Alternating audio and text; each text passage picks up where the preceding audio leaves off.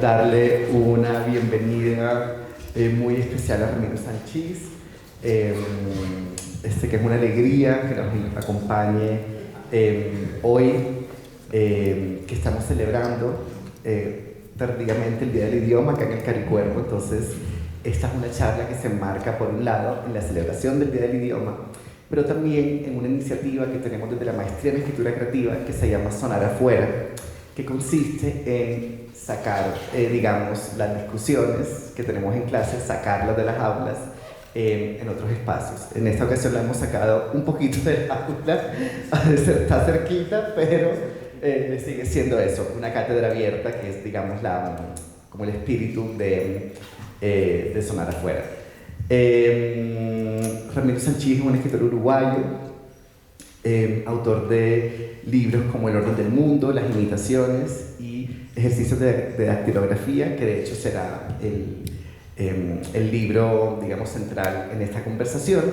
Y la cátedra que estamos sacando de las aulas es una sesión de Exteriores de la Escritura, que es la clase que dicta Juan Álvarez en último semestre, pues, de la maestría.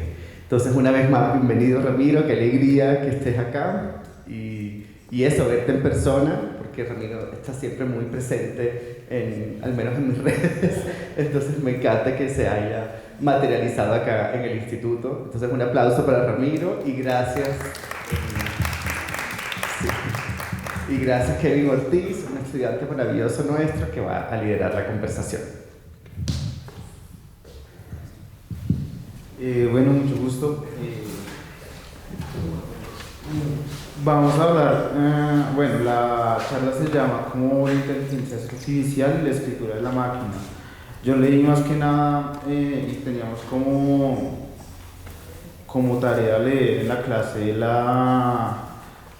dos secciones del libro recientemente publicado por Vestigio de Ejercicios de Dactilografía. Y yo lo leí completo, claramente, y pues vamos a hablar de eso. Entonces, yo quería comenzar la conversación un poco por el marco, ¿no? O sea, está enmarcado dentro del proyecto STAR, que es este proyecto de un solo personaje en muchas novelas, distintas ucronías. Y había visto que se describe como una máquina de escritura, ¿no? Y ya que estamos hablando de la escritura de la máquina, quería preguntar cómo funciona esa máquina y en qué medida es una máquina. Ahí está. Bueno, antes que nada, muchas gracias al Instituto, a Giuseppe, a todos ustedes por acercarse. Estoy muy contento de estar acá. Es mi cuarta oportunidad en Bogotá y es la vez que me quedo más días, así que voy a tratar de conocer más de esta ciudad que para un montevideano es como inabarcable. No termino de entender dónde empieza, dónde termina. La ciudad más cercana a Bogotá debe ser Bogotá, o sea, no sé cómo funciona. Piensen que Montevideo es muy pequeñita, pero me encanta esta ciudad y me alegra mucho cada vez que tengo la oportunidad de volver. Además tengo muchos lazos, no solo editoriales o profesionales, sino ya de amistad con la gente de Vestigio, que quedó mencionada, así que siempre también por ese lado es una alegría. Sobre el proyecto STAR, yo empecé a escribir con la idea de que esto fuera un proyecto en algún momento de 2006.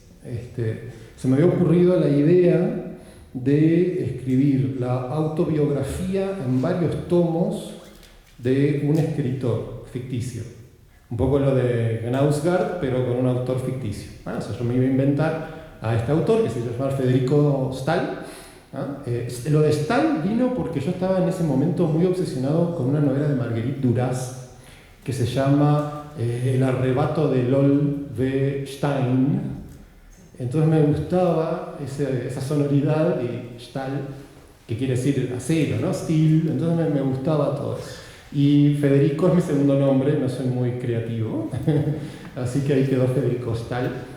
Y él iba a hacer este libro megalómano, hiper narcisista, donde estuviera toda su visión del mundo, ¿ah? Y iba a ser una autobiografía en tomos. Entonces dije, bueno, voy a escribir eso, la autobiografía de esta otra persona. Yo en ese momento tocaba música, estaba en dos, en ese momento, bandas, una de metal alternativo, estilo A Perfect Circle, Tool, y también tocaba en una banda mucho más goth, estilo ochentoso, y la música, la verdad, me importa mucho, pero en ese momento tenía expectativas con la música que se fueron desintegrando. Yo creo que en la medida en que eso se desintegró, la centralidad de la escritura en mi vida se empezó a afirmar mucho más. Y entonces, en algún momento de eso, empecé con esta idea de Federico, y en esa autobiografía entraban muchas vivencias, experiencias que yo había tenido tocando, ya que es en Buenos Aires, tocando en localidades de Uruguay, y era como una especie de picaresca rock, por llamarlo de alguna manera. No era ciencia ficción, no teníamos en ese momento, si bien yo seguía escribiendo ciencia ficción, cuentos de ciencia ficción, publicándolos en revistas especializadas en ciencia ficción, como Axon, que es una revista argentina muy importante de los 90, la primera revista digital, de hecho, de ciencia ficción en Latinoamérica. Por alguna razón todo esto de Federico me pegó como por una especie de lado realista que pronto se empezó a deteriorar también. Entonces se me ocurrió un día que qué tal si Federico estaba tan loco, también tan megalómano, que empezaba a contar su vida parodiando obras clásicas de la literatura. Entonces dije, bueno, ¿con qué empiezo? ¿Con algo fácil? Bueno, con Joyce, facilísimo, ¿no? Entonces hice una especie de parodia muy aplicada, ¿no? Con toda la bibliografía de apoyo. Yo no tanto había hecho un seminario en Facultad de Humanidades sobre Joyce y el Ulises en particular, pero estaba muy cerca de Un retrato del artista adolescente, que es una novela quizá más manejable. Entonces es una parodia muy escolar del retrato, pero que en vez de Steven Dedalus, el protagonista, era Federico Stein, ¿no? Dije, bueno, pero si él sigue contando su vida en tercera persona parodiando novelas, pronto vamos a poder parodiar novelas de ciencia ficción. Entonces cuando quise acordar estaba escribiendo ucronías, ¿no? O sea, historias alternativas. Entonces dije, bueno, pero la ucronía funciona como a nivel macrohistórico. Había empezado identificando 3 momentos como traumáticos de la historia de Uruguay, ¿no? La dictadura en el año 73, cómo se dio el proceso que llevó a la dictadura, el vallismo, que es nuestra fundación, si se quiere, del Estado moderno uruguayo a principios del siglo XX, y por supuesto toda la gesta artiguista, que es nuestro prócer, ¿no? Nuestro héroe. No quiero hablar más de eso. Entonces, identificando 3 momentos, pensé, la ucronía tiene esa cosa traumática del deseo de lo que no fue, ¿no? O de mostrar lo horrible que hubiese sido si las cosas no eran como fueron. O sea, si ganaba Alemania en la Segunda Guerra Mundial, sería espantoso. Hago una novela para mostrar ese infierno, como hizo Philip K. Dick en El hombre en el castillo. O al revés, quizá las cosas habrían sido mucho mejor si la izquierda hubiese triunfado en las elecciones del 89. Entonces, era como... Obviamente la ucronía tiene un componente político, me interesaba mucho trabajar con eso, pero pensé que también las ucronías podían ser de las historias personales.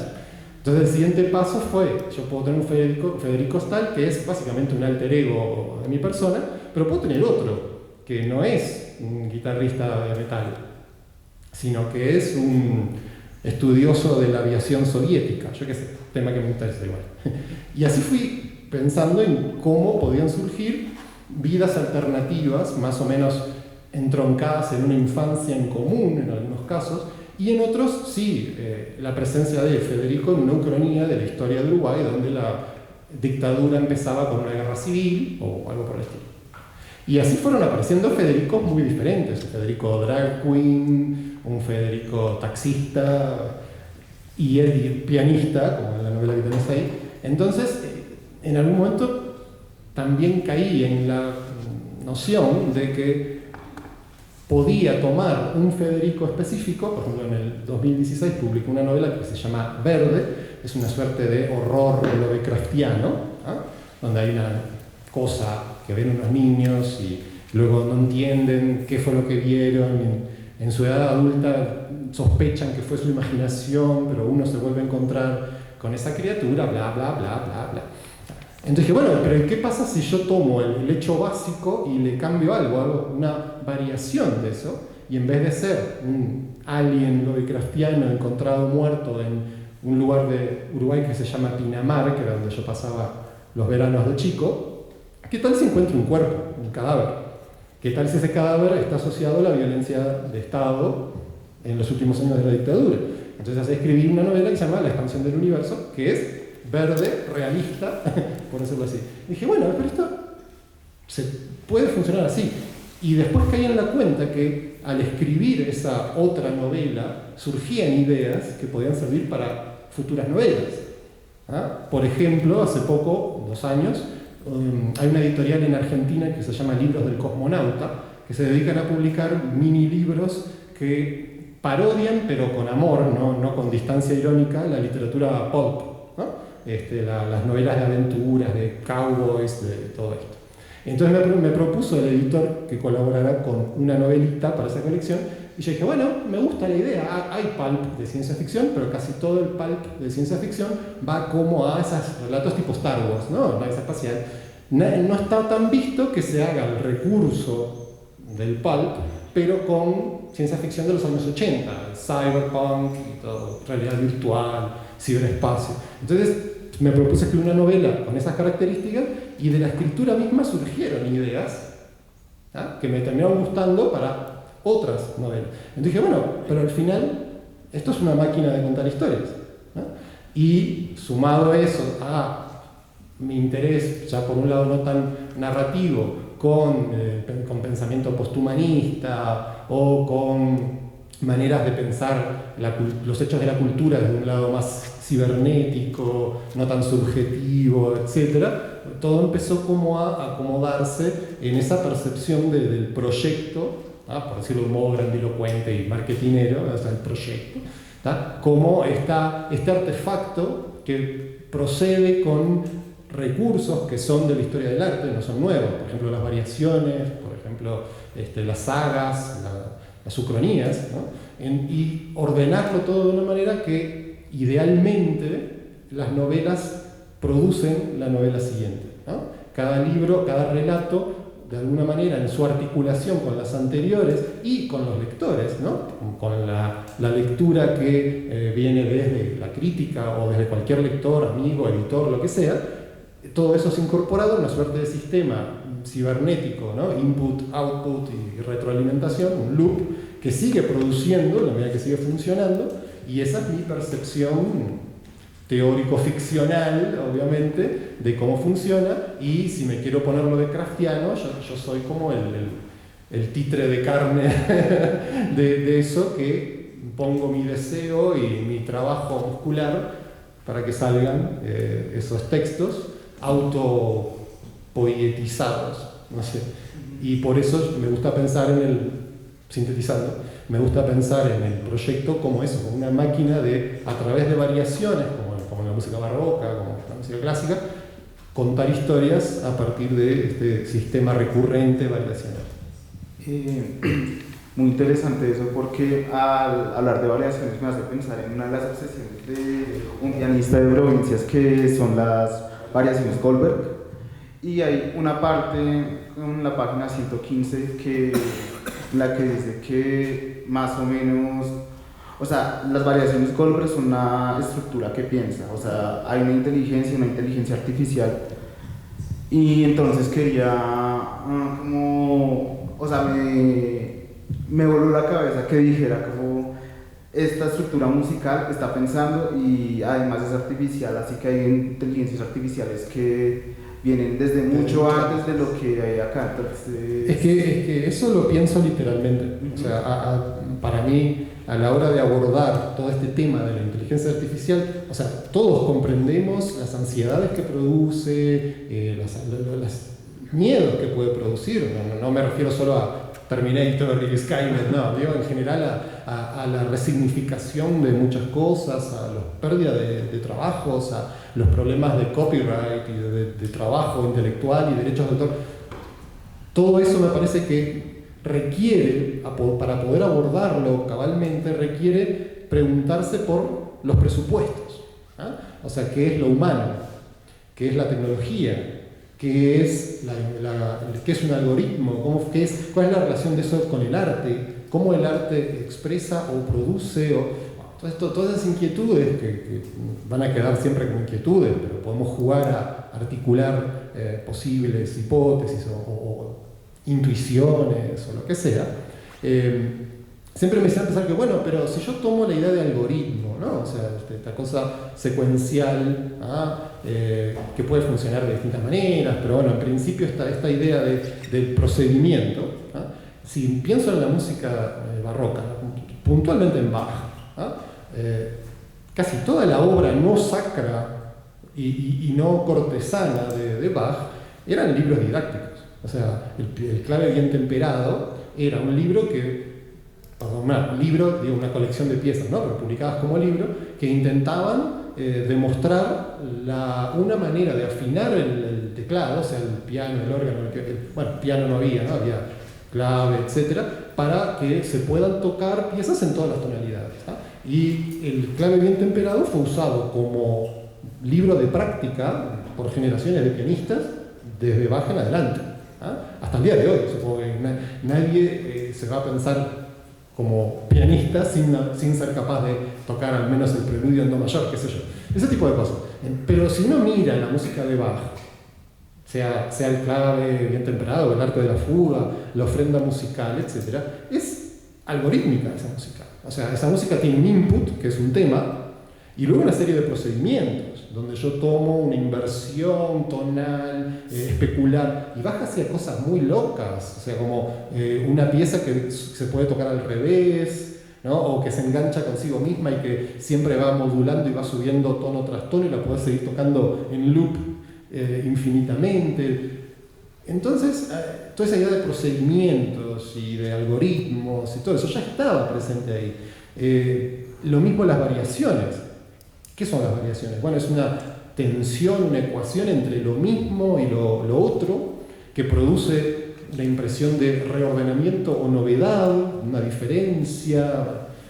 Todo eso, podemos ir hasta Deleuze, qué sé yo, o sea, todo eso se puede articular como una suerte de proceso maquínico si tomamos como modelo otras formas de arte que lo hacen explícitamente. Y ahí interviene también mi interés de mi vida en general por la música, por ejemplo, de Brian Eno, ¿no? Brian Eno ponía a funcionar unos sistemas de cintas, de loops y todo, dejaba que ese sistema funcionara horas y de ese funcionamiento extraía un corte de 22 minutos, por decir algo, al que le ponía un título, y eso era música ambient, ¿no? Era música que uno podía escuchar atentamente si quería y tratar de reconstruir esa recurrencia, esa repetición, ese loop, que además al ser cinta iba modificándose porque la cinta se sobrecalienta, se desgasta, los tonos se alteran, se decaen en cierto sentido.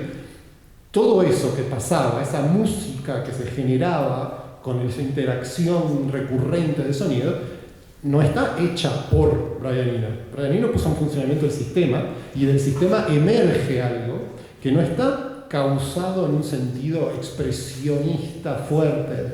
Entonces eso que ya estaba presente en lo que música, ambient sin duda, o en la música minimalista o post-minimalista, qué sé yo, todas las vanguardias musicales de los años 60 en adelante, todo lo que tiene que ver con el procedimiento, con la libertad del intérprete de hacer cosas y que eso se ajuste, que eso emerja del funcionamiento de la orquesta, un montón de obras de las vanguardias de esa época. Ahí estaba puesto de manera explícita que había un programa detrás y un hardware, que más bien era BioWare, que lo ejecutaba. Pero, ¿por qué no extender esa idea a la música barroca? Por todo esto de las variaciones.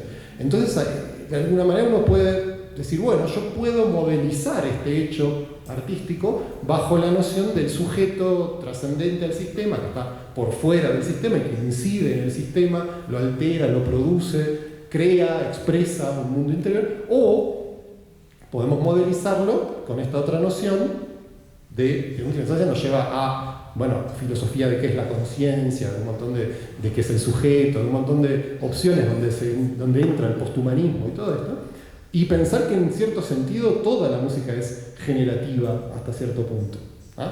Podemos pensar en la evolución de la vida como una configuración generativa de cientos de millones de variables de la Tierra, climáticas, la competencia darwinista, qué sé yo. Lo que hace el planeta, ¿no? Por eso la ecología y la cibernética se conectan en el pensamiento, sobre todo de los años 70 en adelante, y desde ese sistema emergen las formas de vida, nosotros, ¿no? Otros homínidos, qué sé yo. Entonces, ese pensamiento de lo emergente creo que se puede perfectamente usar para comprender, o intentar comprender, o modelizar, o teorizar acerca del arte en general, incluyendo la literatura, ¿no? Porque en la literatura también me interesaban siempre los procedimientos, como en el grupo Oulipo, por ejemplo, ¿no? La idea de escribir con limitaciones, de hacer juegos, anagramas, lipogramas, ¿no? Como esta idea de sustraer una vocal, todo lo que hacía Georges Perec mejor que nadie, ¿no? Todo eso va a esta noción procedural, no sé si existe en la RAE esa palabra, pero vamos a poner que sí, esa noción del procedimiento, y eso es inteligencia artificial, del mismo modo en que lo es el ChatGPT. La única diferencia es que cuando el hardware es biológico, en el sentido llano del término, es más lento, ¿no? Lo que incorpora la inteligencia artificial es esa aceleración o velocidad, que aparte es un tema que me interesa mucho, la historia de la modernidad, ¿no? Y el pensamiento tecnocientífico unido al proceso del capitalismo, unido a todo el colonialismo, el imperialismo, todo lo que la modernidad generó o desató, infligiendo al planeta, se puede pensar también en esa misma línea, y me parece súper interesante abordarlo desde esa unión, la idea de tecnología y arte, ¿no? Recién mencioné a Bach. En la época de Bach no había pianos, entonces uno no podía tocar de tal manera que esas notas quedaran sonando, ni podía en un teclado jugar a tocar suave o tocar muy fuerte. La música en ese sentido no podía ser expresiva porque no había medios tecnológicos. Cuando aparece el piano como tecnología, la música puede ser expresiva y aparece Beethoven en adelante, ¿no? Entonces esa conexión, bueno, ni que hablar, en la historia del arte ya está súper estudiada la relación entre fotografía y pintura, cuando la representación mimética se desliga del proceso del arte y aparece, yo que sé, el neoimpresionismo y todo esto. También sucede de esa misma manera. Del mismo modo, cuando la tecnología de grabación impacta en el mundo de la música y de pronto un disco, ¿no? Ya no es un sucedáneo registrado de la performance real de los músicos, sino que es algo en sí mismo, algo creado en el estudio, como popularizaron los Beatles, ¿no? La idea de el disco no existe fuera del disco, ¿no? Es un objeto sonoro en sí mismo. Eso es posible gracias a la grabación en múltiples canales, qué sé yo, el sintetizador como instrumento que permite crear sonidos que antes nunca habían sido escuchados. Todo eso genera toda una noción hasta de futuro, ¿no? De afectos que están orientados hacia la idea de lo que puede ser el futuro en base a estos sonidos nunca antes oídos, que se divorcian de toda una tradición de la orquesta clásica o incluso la guitarra y el bajo eléctrico, o lo que sea. Todo ese impacto tecnológico me parece que opera como una suerte de continuidad acelerada, ¿tá? Por la cual la inteligencia artificial, como la señalamos ahora, no es en última instancia una cosa que rebasó un umbral y cayó del cielo o subió del infierno, sino que es lo mismo esencialmente. Entonces la idea de, mi personaje lo dice porque está obsesionado con tocar las variaciones, dice, bueno, yo acá en estas variaciones veo una inteligencia, ¿no? Entonces es una inteligencia artificial. Entonces Borges jugaba con esta idea de atribuir a un único sujeto toda la literatura, ¿no? Y preguntarse cuáles son las características de ese sujeto. Bueno, si la música es atribuida a un sujeto, ese sujeto post-transhumano, hiperhumano, también puede tener esta serie de relación con lo algorítmico, con lo que trasciende al sujeto y todo eso. Entonces, la idea de inteligencia artificial me parece se puede llevar muy hacia atrás, ¿eh? Y por lo tanto decir cosas como, bueno, las variaciones Goldberg como sistema específico de generación de novedad, de melodía, de recursos musicales a partir de un tema que se desarrolla, es inteligencia artificial. Bueno, eso me hace pensar mucho en si, o sea, hablamos de inteligencia artificial, pero realmente nuestra inteligencia, o sea, es natural o también se puede extender a, o sea, se termina difuminando este adjetivo de artificial, claro. realmente. Todo es como una gran sola inteligencia que yo suscribiría, bueno, no es que yo lo haya pensado, esto está pensado desde hace años, ¿no? Pero sí, claro, es artificial natural, ¿no? Proceder a difuminar más todavía esa dicotomía, ¿no? Tal cual. Sí, entonces, ¿dónde estaría la inteligencia? Es decir, ¿o a qué proceso podríamos llamar inteligencia? ¿La multiplicación? Eso es otra gran pregunta, porque nos pone en contacto con...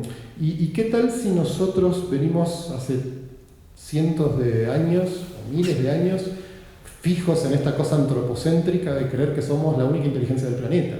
Últimamente, desde la biología han surgido muchas interrogantes sobre, por ejemplo, los hongos, ¿no? Cómo funcionan los hongos en sus redes, que se vinculan con las raíces de los árboles y reaccionan a cambios en el ambiente, hacen migraciones de insectos, hacen desvíos de agua, como si todo ese micelio, esa red micélica, en última instancia, está reaccionando al exterior, está resolviendo problemas, está inventando soluciones nuevas, y no es eso lo que decimos que es la inteligencia cuando hablamos de nosotros mismos.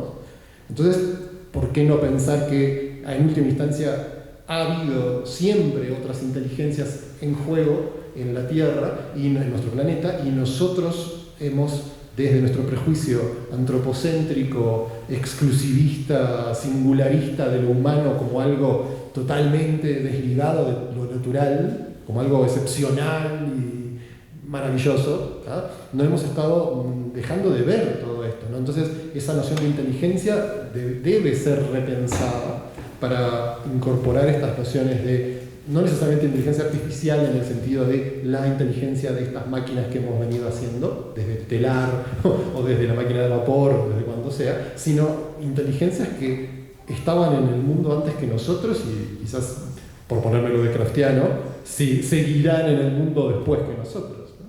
Así que sí, sin duda esa distinción entre natural y artificial y esa pregunta por, en última instancia, de qué hablamos cuando hablamos de inteligencia, me parece que son clave. Y cuando digo clave, digo importantes. O sea, tenemos que enfrentar una crisis no solo social, económica, política, tenemos que enfrentar una crisis ambiental, todo está vinculado, por supuesto, ¿no? Y a la hora de pensar en esas crisis, seguir con estas nociones antropocéntricas, excepcionalistas y todo, no nos va a servir más que para volver a donde estamos, ¿no? Entonces, si queremos realmente abordar estrategias para pensar algo en una realidad postcapitalista, tenemos necesariamente, me parece, que pensar las cosas desde una problematización de todo aquello que habíamos dado por sentado y que nos trajo a donde estamos. Entre ellas, la distinción entre sintético y natural, entre inteligencia humana y otras inteligencias no humanas, maquímicas, naturales, bueno, en el sentido de biológicas. Todo eso me parece que es parte clave del problema de nuestra época, ¿no? Y que una de las peores cosas que podemos hacer es mantener los mismos presupuestos, ¿no? Tenemos que buscar presupuestos nuevos, por decirlo así. Una de las ideas como que me parecen más interesantes, bueno, está lleno de ideas interesantes, es el texto del libro de ejercicios de dactilografía, pero es esta de que la tecnología nos produce incluso nuestros pliegues tecnofóbicos. Entonces, ahí yo como que me ponía a pensar, de cierta manera, o sea, producimos la tecnología, pero la tecnología también nos produce, así que es como esto de la gallina y el huevo que fue primero, y entonces estos pliegues tecnofóbicos también van a seguir produciendo más tecnología. Quisiera saber qué tipo de tecnología pueden producir esos pliegues tecnofóbicos, bueno, que produce la misma tecnología actual. Yo puedo admitir cierta tecnofobia porque detesto todo lo inalámbrico. No, detesto los sables. Bueno, bien, me tocó el que me cabe. No, en serio, mi hija le encantan los auriculares inalámbricos, obviamente, porque es joven. Entonces le encanta que eso no tenga un cable. Yo, pero tenés que cargarlo, se te termina. Yo detesto ese tipo de tecnología. Soy coleccionista de vinilo, de LP y de CD. Si tuviera un reproductor de cassettes, probablemente también coleccionaría cassettes. Me gusta el libro de papel, por más que tenga una editorial que publica en digital, básicamente, y hace también papel, pero en gran medida de digital. Uso, como digo en las expresiones de dactilografía, teclados desde mi infancia y soy incapaz de tomarme en serio la escritura a mano. Entonces, lo que puedo tener de tecnoenamorado, esa tensión entre tecnologías y cómo las tecnologías nos producen afectos.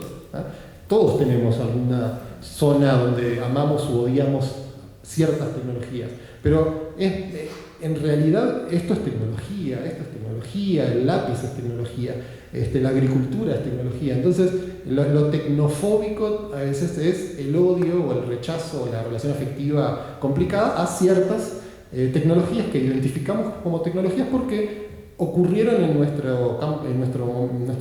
vida, en nuestro tiempo de vida.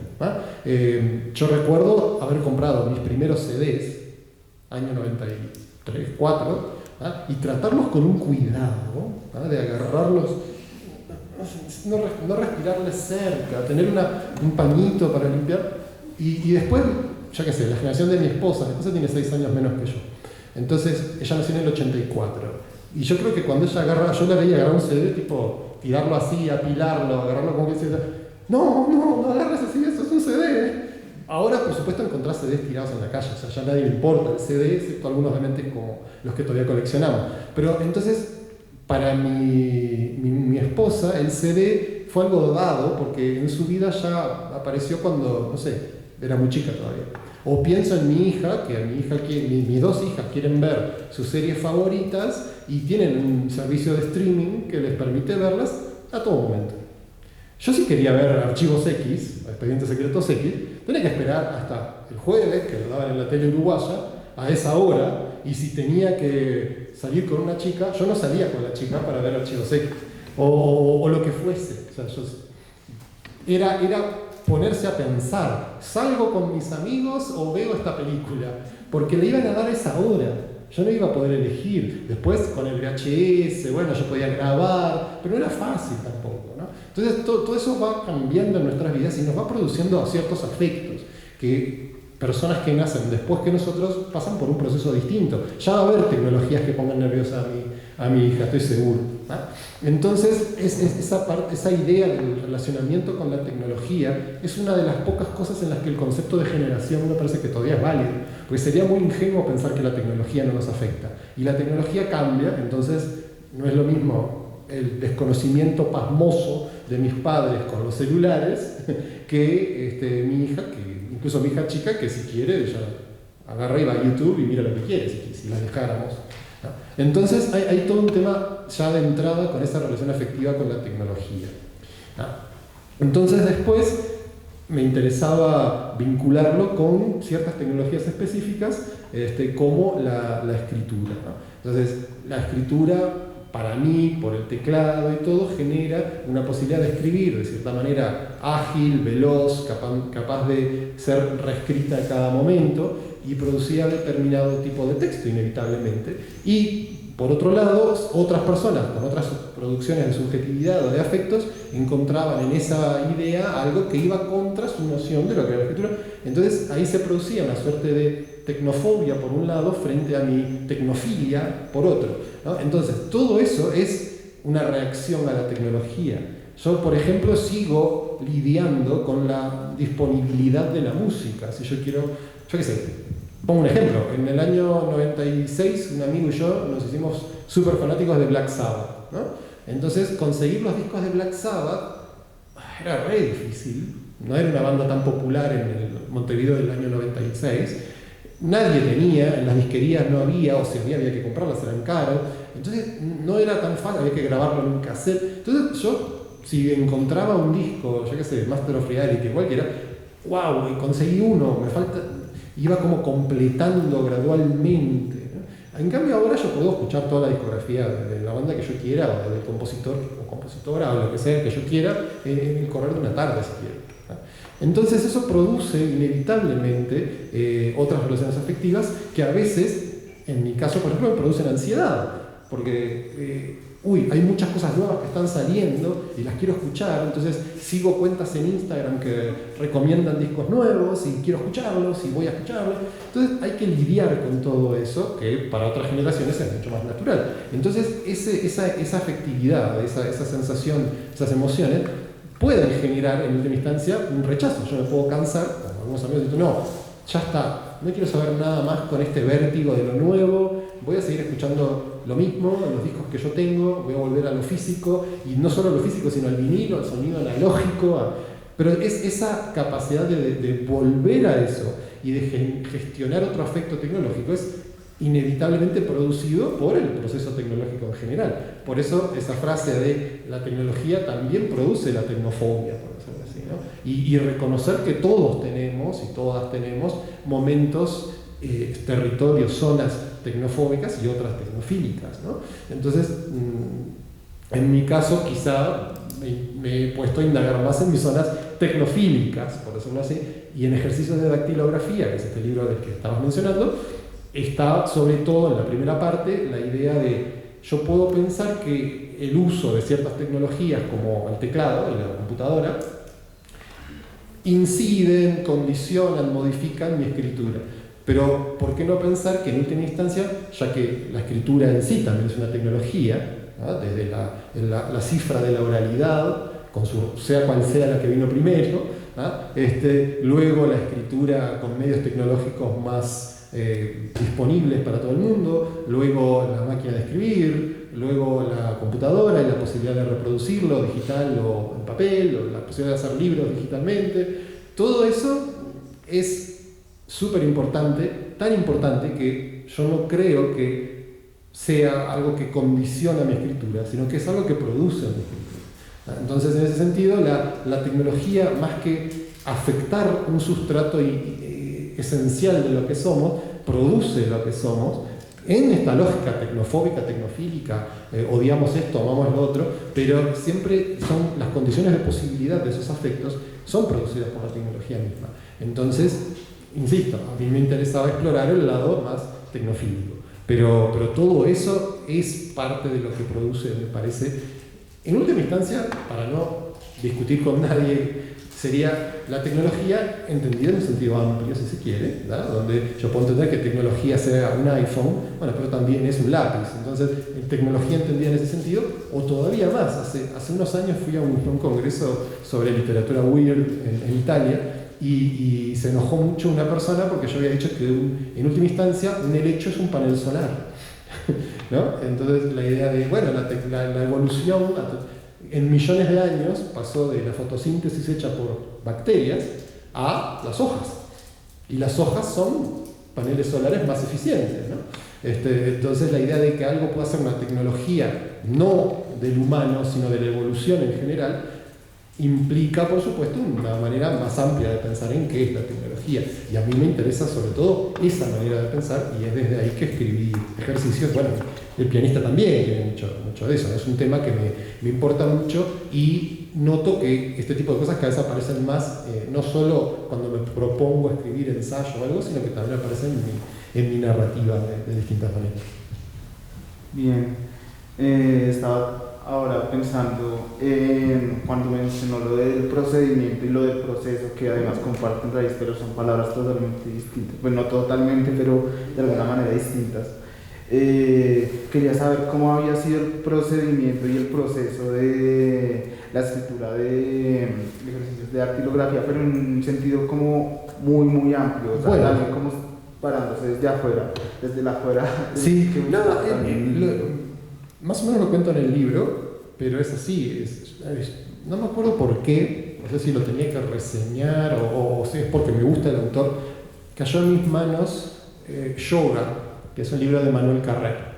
A mí me gusta mucho Carrer, o sea, no hace casi nada de lo que yo hago o quiero hacer, pero me encanta. Disfruto mucho su manera de escribir, sus temas, todo. Entonces cae yoga, me lo pongo a leer, lo leo rápido porque es cortito, y hay un pasaje en yoga que él dice que no sabe escribir a máquina, ¿no? Está con teclado, excepto con un dedo, o sea, yo tengo un amigo que escribe policiales y escribe con 2 dedos, ¿no? Pero Carrer confiesa escribir con un dedo, ¿no? Entonces yo no, el editor le dice, pero sos enfermo. O sea, me salió muy rioplatense, perdón. ¿Cómo vas a escribir con un dedo? ¿Vos te das cuenta de lo que vos con tu talento podrías hacer con 4 dedos? ¿Con 10 dedos? Y Carrer dice, bueno, sí, puede ser que tengas algo de razón. Va a Carrer y se pone a practicar dactilografía, ¿no? Dije, ¿qué hago yo con esto? Pensé, bueno, pero yo siempre escribí así, ¿no? Yo nunca fui a un curso, ¿no? O sea, nunca fui disciplinado, ¿no? ¿Vieron los guitarristas, ¿no? que vienen de una disciplina técnica y los pobres diablos como yo que aprendimos de oído, que metemos la mano así porque yo veía a Jimi Hendrix en videos hacer esto, dije, así es como se toca, entonces no sé cómo agarro la guitarra y eso me hace cometer todo tipo de imprecisiones. Con el teclado debo ser igual. Esto me lo contó mi madre y yo tengo vagos recuerdos de esto, pero yo a los 4 o 5 años dibujaba, en Uruguay había unas hojas, capaz que acá también, que Ofelia se debe acordar, que se llamaban hojas de garbanzo. No sé por qué se llamaban hojas de garbanzo, eran amarillas. Tenían un lado satinado y un lado áspero. Entonces había que ver de qué lado dibujabas qué. Entonces yo agarraba las hojas y dibujaba teclados y jugaba que escribía con esos teclados. Mis padres dijeron, o lo mandamos al psicólogo ya, o le compramos un teclado. Por suerte me compraron el teclado, pero eso tuvo que esperar unos años. Bueno, la cuestión es que yo estaba siempre enamorado de esta idea de la computadora y del teclado. Entonces mis padres dijeron, bueno, vamos a darle el gusto, y me compraron en el año 86, o sea que yo tenía 7, 8 años. Y ahí me compraron una pequeña computadora de las que había en esa época, que había que conectarlas a la tele, funcionaban con una grabadora de cassettes. Y ese fue mi primer teclado, y desde entonces me acostumbré, y puedo escribir bastante rápido, eso me lo propongo, puedo mecanografiar, dactilografiar realmente rápido si me lo propongo. Entonces dije, bueno, mi historia es la contraria a la de Carrer, de algún modo, ¿no? Bueno, él vive en el primer mundo, yo no, así que también era contraria en ese sentido, pero era contraria en ese sentido de relación con la tecnología. Entonces, que bueno, si él se propone escribir a máquina, yo debería escribir a mano, y él me acordé de un libro de Mario Lebrero, ¿no? Si no conocen a Lebrero, dense de cabeza contra Lebrero, en el que Lebrero está preocupado porque hace muy mala letra, y porque está loco, eso decía que estaba loco. Entonces, si la grafología es cierta, es real, entonces debe haber una relación entre lo horrible que es mi letra manuscrita y lo loco que estoy. Ahora, si yo modifico mi letra linda, yo lindo. Entonces Lebrero se propone, aparentemente es un hecho biográfico, ¿no? Se propone hacer ejercicios de caligrafía para mejorar esa escritura, pensando que va a mejorar él. Bueno, entonces dije, voy a hacer un libro llevándole la contra a Lebrero, ¿no? Entonces, todo lo que él dice, yo lo amo a Lebrero, amo sus ficciones, no comparto el 99,9% de sus ideas, pero amo sus ficciones. Entonces, Lebrero hace toda esta apología de, me imagino, escribiendo con una lapicera de gran calidad, una hoja de papel hermoso, lentamente, y no sé qué. Y yo, bueno, no, yo iba al teclado más duro, con un monitor y escribir rápido. Entonces dije, voy a hacer con eso algo. Dije, bueno, puedo hacer un libro donde yo razone estas cosas y hable de Carrer y hable de esto, o puedo hacer el ejercicio, ¿no? O sea, proponerme realmente escribir 4.000 palabras por día. Entonces esperé que tuviera la chance de estar solo en mi casa, creo que fue porque era verano y mi esposa tenía una semana de vacaciones y se iba a la playa, en la casa que tiene mi suegra. Entonces dije, no, yo me voy a quedar yo solo, ¿no? Y voy a pasarme el día entero escribiendo lo más rápido que pueda a partir de esta premisa, Carrer, teclados y todo. Y lo hice. Entonces, ahí cuando quise acordar tenía 20.000 palabras, más o menos, que es la longitud de un libro chico, pero había terminado escribiendo una novela de ciencia ficción. Entonces, ¿qué pasó? ¿Cómo? Y operó con una suerte de transición, no sé cómo llamarlo, que un tema me fue llevando a otro. En un momento, el tema de la tecnología, ¿no?, pasó de la tecnología que afecta cómo escribo a otros usos de la tecnología que eran los que yo solía dar como ejemplo cuando hablaba de este tema con amigos o en un contexto así. Por ejemplo, la memoria. ¿Quién se acuerda de un número telefónico? Yo no me acuerdo. Bien, yo ya no. O sea, me acuerdo sí del mío, me acuerdo de algún otro que me acordé toda la vida, pero todos los números nuevos, yo ya no hago el esfuerzo de recordarlos, los agendo y tengo un aparato que se acuerda por mí, en mi memoria exocraneana. Entonces, otra cosa, la fotografía. Yo tuve la suerte en el año 97 de que mi tío, que vivía en España, me regalara un pasaje para ir a España. Yo había cumplido 18. Recién salido de un liceo al que fuimos Ofelia y yo. Y me fui a España con una cámara de fotos que me regaló mi papá, que tenía, como todas las cámaras de ese momento, rollo de película. Y los rollos tenían 12, 24 o 36 fotos, ¿no? Entonces fui con varios rollos que compré y en una no sé qué excursión voy a hacer y como un tarado sacando fotos y cuando llego a la cima de la montaña no tenía fotos, ¿no? Entonces dije, ¿qué hago ahora? No tengo, el rollo lo dejé en casa, ¿no? Bueno, ahora por supuesto eso hay que explicárselo a la gente joven, ¿no? Porque es absurdo, tenés un celular y sacás todas las fotos que quieras, todas las fotos que quieras. Y eso, sumándolo a otra cosa que me obsesiona, y es cuando recuerdo, yo no sé, creo que a todo el mundo le pasa, ¿no? Pero yo recuerdo muchas cosas de mi infancia temprana, pero no en qué orden ocurrieron, ¿no? O sea, no soy capaz de ensamblar una cronología. A partir de cierto momento, sí. Me acuerdo, por ejemplo, del año 86, el Mundial de México, qué sé yo, un montón de cosas. Pero de ahí para atrás me cuesta todo, proustianamente, qué pretencioso, proustianamente, todos mis veranos son como un gran verano, ¿no? Ese inmenso verano de la infancia. Por la tarde tengo 9 años, pero por la mañana 5. ¿no? Todo eso se mezcla, como en Busca del Tiempo Perdido, tomo 1. ¿no? Entonces, muchos de los recuerdos que tengo de esa época, de parientes que luego fallecieron o lo que sea, son recuerdos de fotos. Porque eran fotos que circulaban en casa y yo las miré 20.000 veces y mismo de cosas posteriores, yo no me acuerdo de la cosa en sí, no en el sentido kantiano, sino me acuerdo de la foto. Entonces, la foto era un bien preciado, raro, no escaso, pero más o menos, y en cambio ahora la foto es algo trivial, abundante, sobreabundante, ¿no? Entonces eso cambia necesariamente. No sé si mi memoria en el sentido de mis genes me preparan para recordar de tal manera o mi mente arruinada se acuerda más o menos, no, sino a mi reacción afectiva con lo que recuerdo. Entonces la tecnología de la fotografía cambió sin duda eso. Entonces en algún punto de la escritura acelerada de ejercicios cayó ese tema mientras escribía. Seguía escribiendo, y cayó ese tema y me acordé de una cosa que había estado leyendo de una aplicación que se llama Randonautica, no sé si alguien la conoce. Randonautica es una aplicación que puedes instalar en tu celular, ahora creo que, no sé si existe, hace unos años existía, que lo que hace es darte una localización al azar. ¿Ah? Vos pones un radio de 3 kilómetros, ¿ah? O sea que si lo pongo en Montevideo, yo me fui de Montevideo, no, mentira, no es tan chica Montevideo. ¿Ah? Pongo un radio y me da una localización cualquiera. ¿Cuál es el punto? Que yo no iría a ese lugar, porque no tiene ninguna relación conmigo necesariamente, ¿no? Yo voy a ciertos lugares, voy al jardín de mi hija, voy a la escuela de mi hija mayor, voy al supermercado. Todos esos trayectos tienen un objetivo, hay una cosa un propósito, ¿no? En cambio, un punto que se me da al azar, porque sí, no tengo orientación de objetivo ninguno. Entonces, si vos vas a ese lugar, estás como haciendo una deriva, ¿no? en el sentido situacionista, si se quiere, ¿no?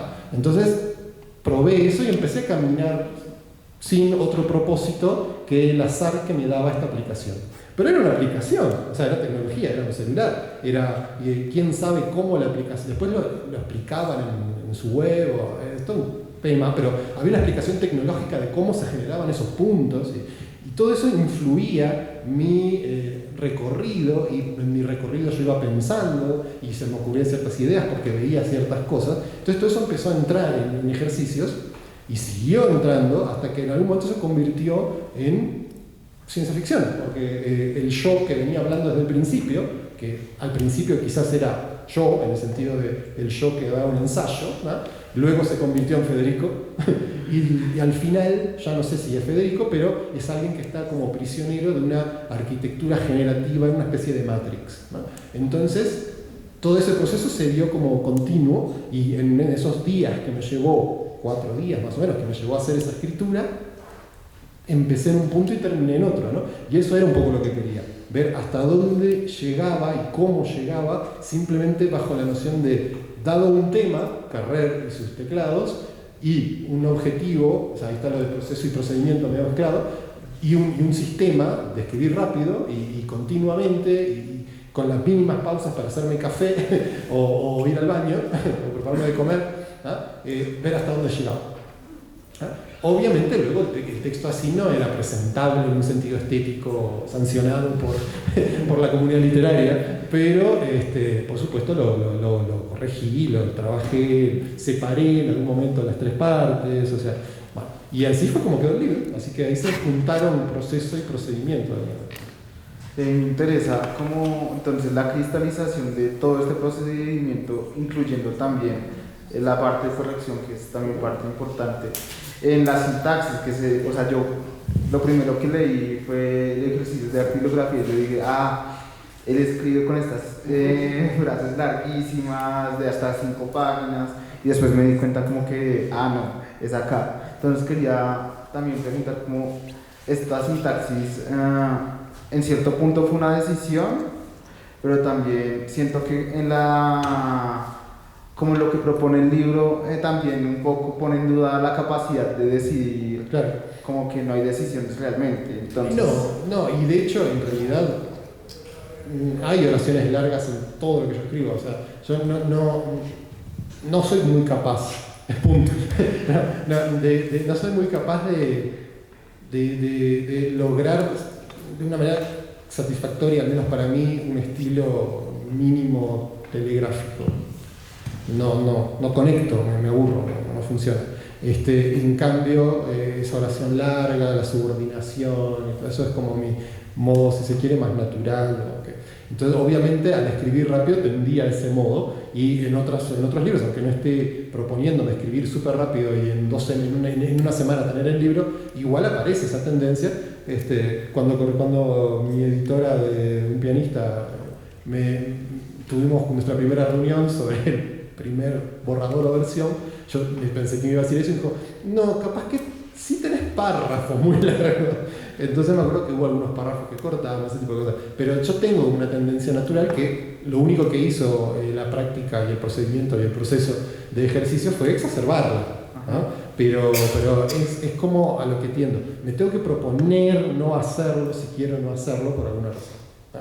Pero es mi tendencia. Uno escribe lo que le sale, ¿no? O sea, después podés esforzarte. Ahora, el proceso de corrección, por llamarlo así, todavía sigue. O sea, yo no doy por terminado nada. O sea, el libro se publicó en 2022 en Uruguay. Había tenido varios procesos de corrección, relectura, reescritura por mi parte. Luego hubo sugerencias de los editores uruguayos y todo esto. Y luego, cuando me propuso Vestigio volver a publicarlo, dije, vamos a intervenirlo otra vez. Y hubo algunas intervenciones que yo no diría que son menores, no son necesariamente cosméticas, tipo le cambié una coma. No, hay cosas que cambian bastante, relaciones con... A ver, 2022, pandemia, ¿no? El libro refería a cosas que habían pasado en 2021, había como un trasfondo pandémico, si se quiere, que en 2024 no funciona del mismo modo. Entonces hubo algunas referencias cronológicas que las cambié y eso me llevó a modificar otras cosas. Hubo injertos, por decirlo así, en el libro para esta última edición que funcionaron así. Entonces, no sé, puede darse la oportunidad de volverlo a publicar en Uruguay, acá donde sea, y seguramente pase por el mismo... Entonces ese proceso no termina, quiero decir. O sea, podrá ser muy desaconsejable para la salud mental, pero yo no doy por terminado nada. Las Imitaciones, que es una novela que publiqué acá en 2019, ahora salió en imprenta ayer, o sea, para Filbo, y la edición que sería la segunda edición está también con muchísimos cambios, y tenía previstos más cambios, le iba a añadir toda una parte que al final decidí no hacerlo porque me parecía que cambiaba mucho el tipo de libro que al final era, y igual no descarto que en el futuro no pueda hacerlo. Entonces yo no cierro los libros, son procesos, ¿no? Y eso sigue y se nota un poco, creo, a lo mejor, no sé, mañana o dentro de un año se me ocurre cambiar drásticamente y acorto todas las oraciones de ejercicio, supongo que no va a pasar. Ok. Estaba también, me acuerdo de este fragmento en el que pues está discutiendo de por qué quiere utilizar la aplicación de randonáutica, y uno de los argumentos es porque quiere anteponer una afuera a los procesos internos. Pero ahí me llamó mucho la atención que la división que me parece importante para la argumentación del libro entre el afuera y el adentro y los procesos internos y el afuera se ve matizada por comillas. Quería como detenerme en ese matiz.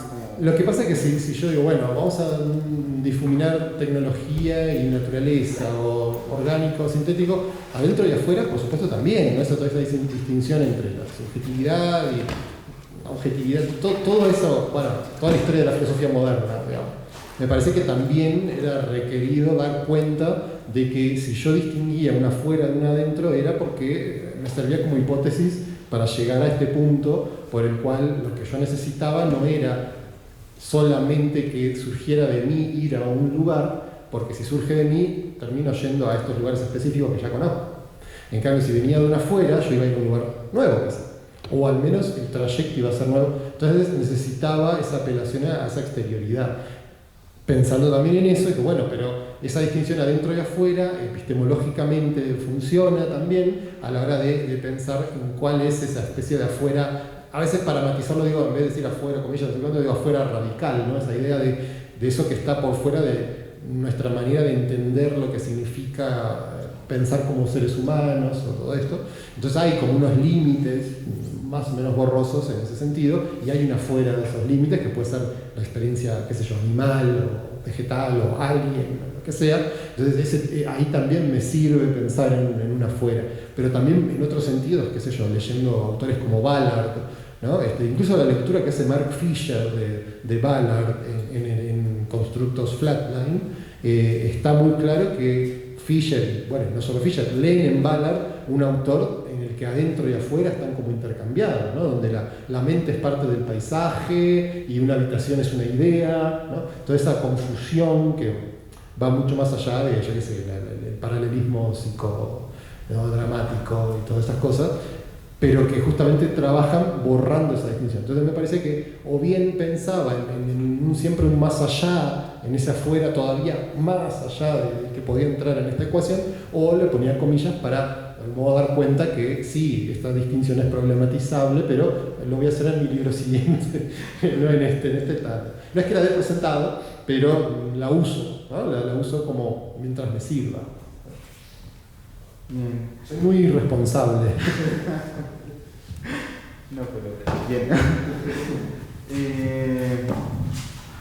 También otra cosa, bueno, habíamos mencionado, bueno, usted, como el diálogo que se establece con el discurso vacío de Mario Leoredo, y sí se le lleva mucho la contraria. En una parte dice, pero a lo mejor estamos hablando de la misma cosa, y también parte de este matiz. Y también en una parte habla de que lo que más me interesa es como la emergencia de ese discurso vacío, casi como una inteligencia, bueno, no sé. Y el libro termina precisamente hablando con un cierre de casas vacías, que a lo mejor no hay sino casas vacías, edificios vacíos entre las estrellas. Y entonces eso lo relacioné como a la inteligencia, y como que igual la inteligencia no tiene contenido, ¿no? O sea, como que es algo que se puede pensar que la inteligencia tiene algo adentro, pero es más como relación entre las cosas. Entonces quería preguntar como, pues, como... Sí, ese final es de lo menos corregido del libro, o sea, solo hay casas vacías entre las estrellas, ¿no? Así, no me acuerdo ahora, pero creo que en el fondo a lo que llega el libro es a una especie de nihilismo, pero como algo hermoso de alguna manera, ¿no? Entonces la idea es, bueno, no hay significados, ¿no? O sea, todos los significados son producidos, ¿no? Yo puedo articular la manera en que eso se da a través de la tecnología, pero no hay significado, ¿no? Solo está este vacío, pero están las estrellas, ¿no? Y entonces hay una cosa, capaz que lo que me apareció en mi mente es el final de la primera temporada de True Detective, ¿no? Donde hay como y están las estrellas, ¿no? A lo mejor fue eso, pero como te digo, si el editor o los editores, los de acá o los de allá, me decían, mira, hay que cambiarle ese final, digo, ese final es lo que no puedo cambiar porque no lo pensé, ¿no? Si lo pienso, o sea, creo que, digo, bueno, no, va por ese lado, creo, como una especie de tomar al nihilismo, pero sin las connotaciones de algo horrible, ¿no? Tomar el nihilismo como esto, ¿no? No hay significado, pero porque eso es algo malo, ¿no? Porque es algo terrible, porque no es algo liberador, porque no es algo hermoso. Entonces, por ahí me imagino que podrá aparecer esa idea. Que de última, sí, si lo quiero rastrear a ciertas ideas, es como una consecuencia inmediata de pensar en estos términos emergentes, ¿no? ¿Cuál es el significado de la música que hizo Brian Eno? Yo qué sé, yo puedo pensar que los cuartetos tardíos de Beethoven son una expresión de su dolor, y entonces ese sería el significado. Pero ¿cuál es el significado de los loops de Brian Eno? Ahora, entonces yo pienso que todo, de algún modo, posthumanísticamente pensando, es emergente, entonces todo se cae en esa flatline fischeriana de significación cero, o en todo caso, mejor dicho, múltiple, porque es la que producimos, ¿no? Por estos mecanismos que la evolución nos dio para relacionarnos con las cosas y con nosotros mismos, y postular la idea de nosotros mismos. Entonces, de todo ese tipo de encare filosófico, como quiera llamarlo, una consecuencia podría ser esta especie de nihilismo cibernético desdramatizado, que creo que es algo que llega al libro, y quizá podría proponerme escribir uno a partir de eso, a ver a dónde va. Pero bueno, no sé. Mis finales son problemáticos. No me quedo nunca del todo contento con eso. Ahora quisiera como dirigir un poco la conversación a una lectura que tuvimos para esta clase era de Goldsmith, de escritura no creativa, y un poco el problema es como la hiperabundancia de textos. Ahorita mencionábamos la hiperabundancia de fotos, como quería saber si esta hiperabundancia es algo deseable, es algo que va a cambiar como la manera en que se entienden los libros, o el libro es como un artefacto que por su misma fetichización quizás mantiene segura un tipo de escritura o...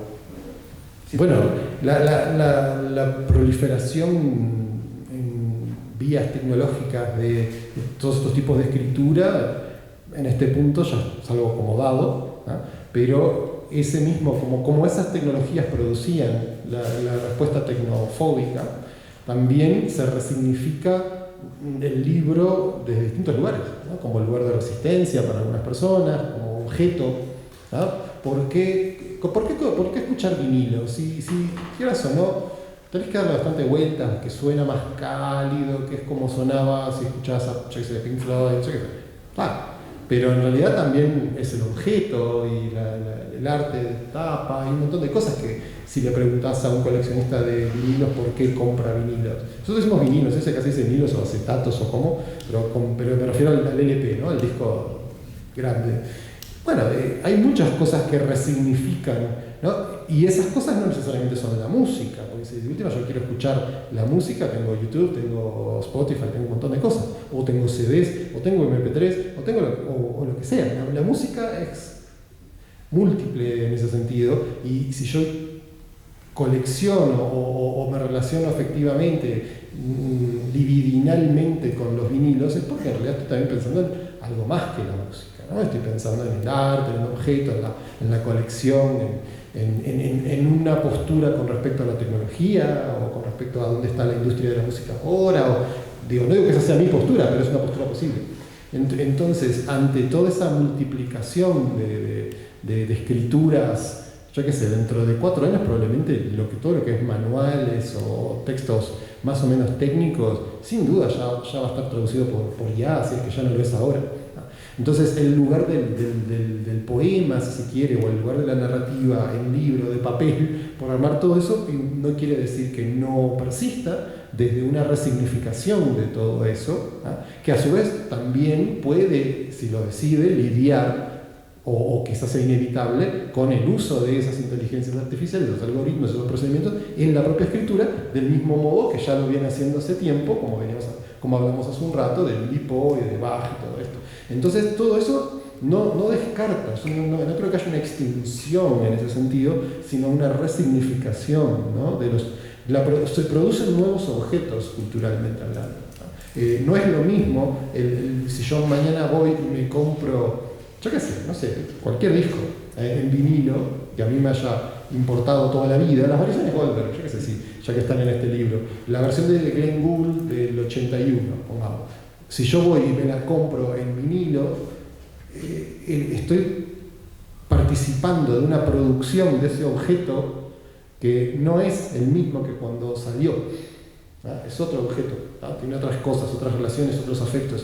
Entonces esa mutación de los objetos es algo que creo que trasciende nuestra agencia, ¿no? O sea, ¿qué tendríamos que hacer para que eso no pasara?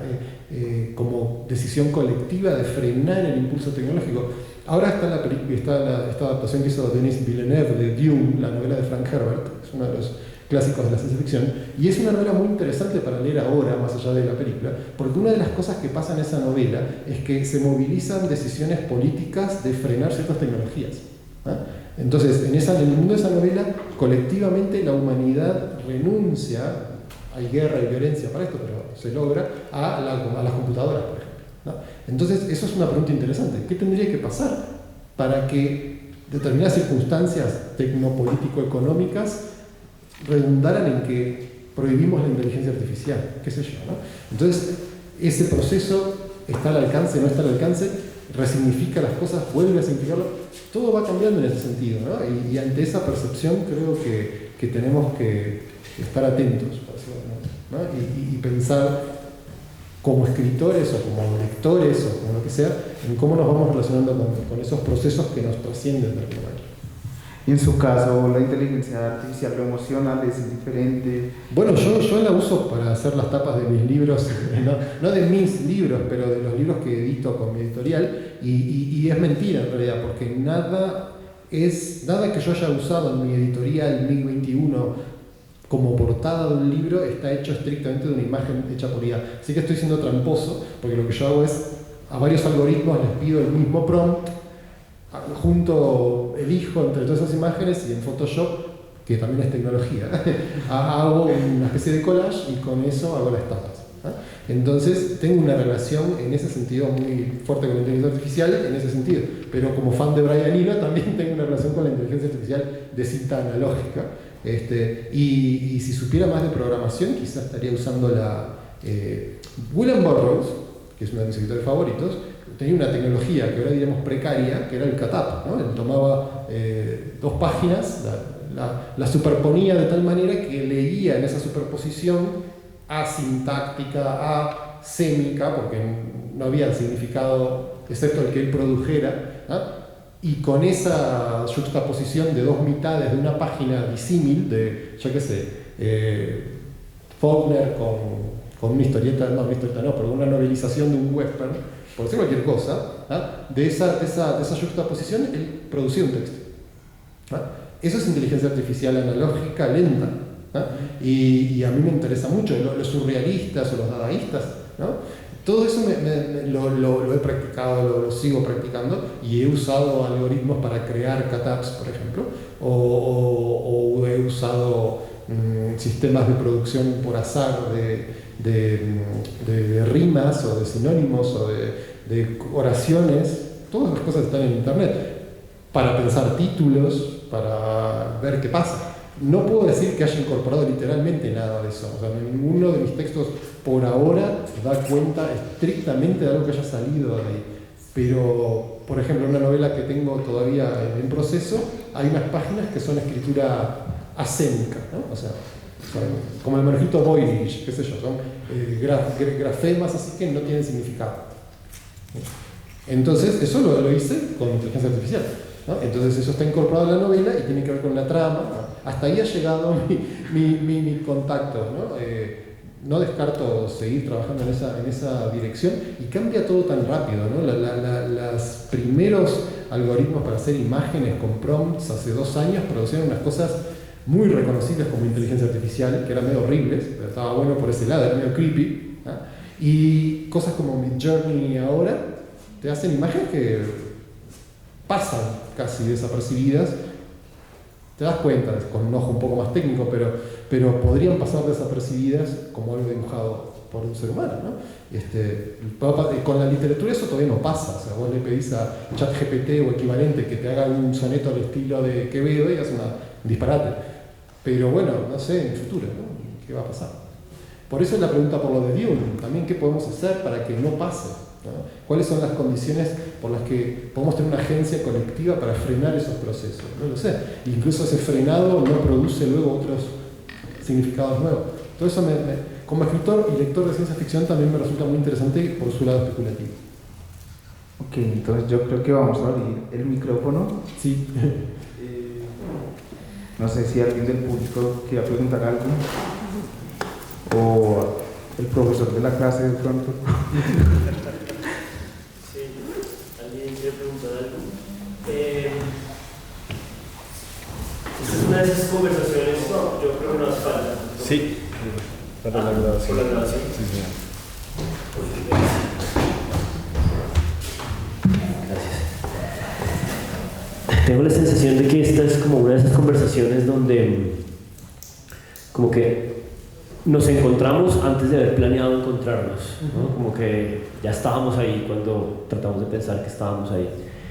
Y pues leyendo un poco sobre esta especie de crisis, no crisis, ¿no? de los profesores ahora con que sus estudiantes les entreguen textos hechos en ChatGPT, ¿no? Como estas ansiedades naturales de qué hacer con eso, que eran las de hace 10 años en clase, de si el estudiante tiene el celular o no.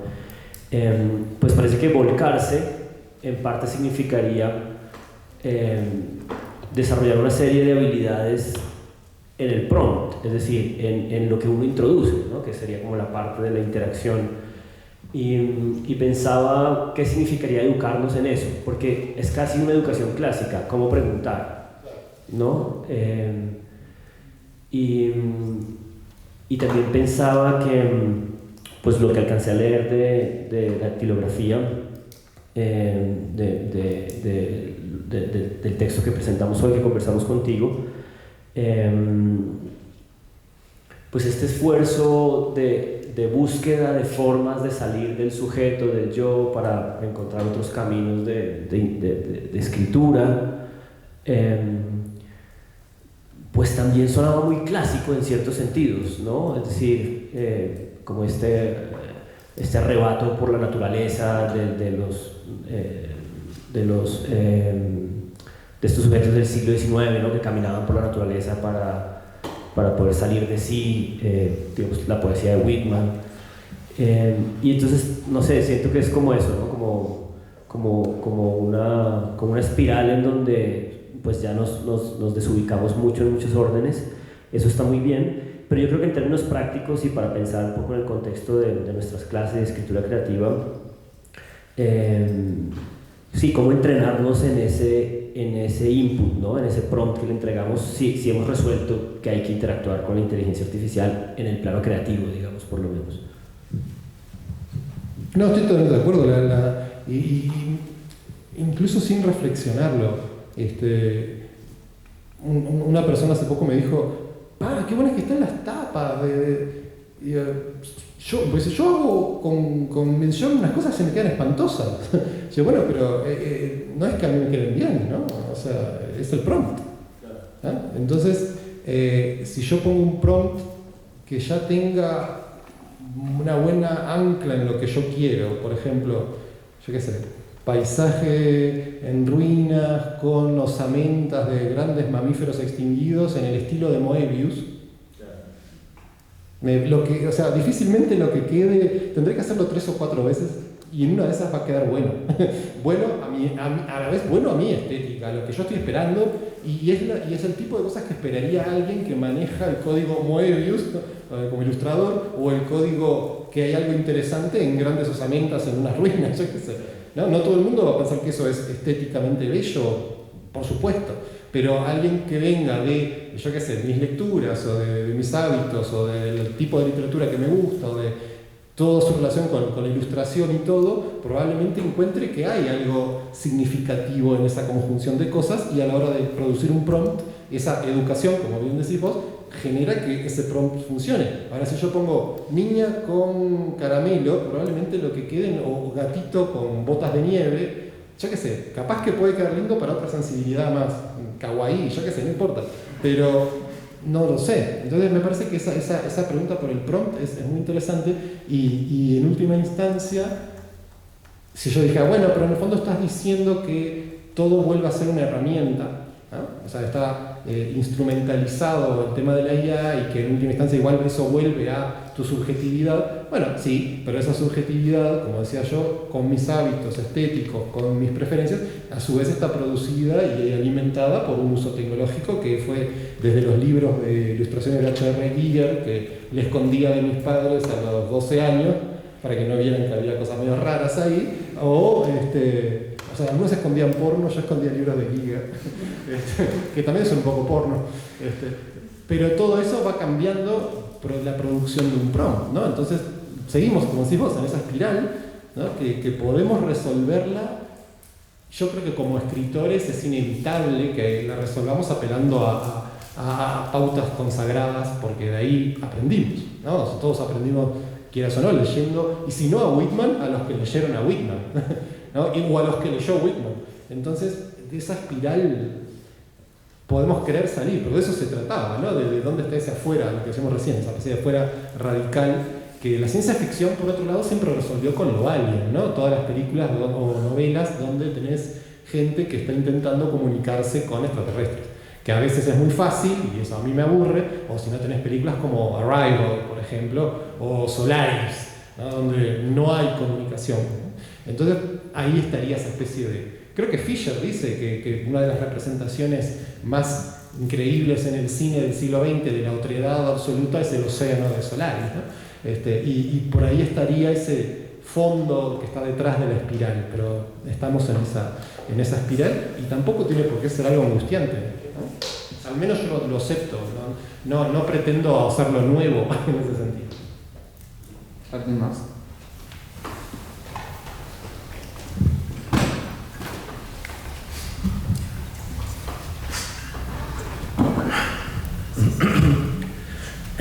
Un poco hablando de ChatGPT, digamos que, y reduciendo un poco cómo funciona, básicamente es como la probabilidad que viene una palabra después de otra.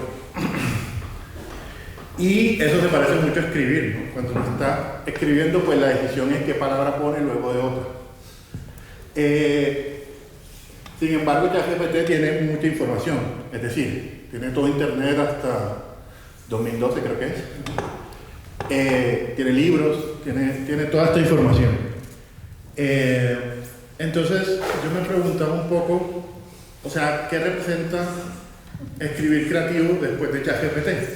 Es decir, porque escribir también es un poco poner en juego las lecturas que uno tiene, pero no son todas las que tiene ChatGPT, sino las que uno ha escogido o las que ha podido acceder.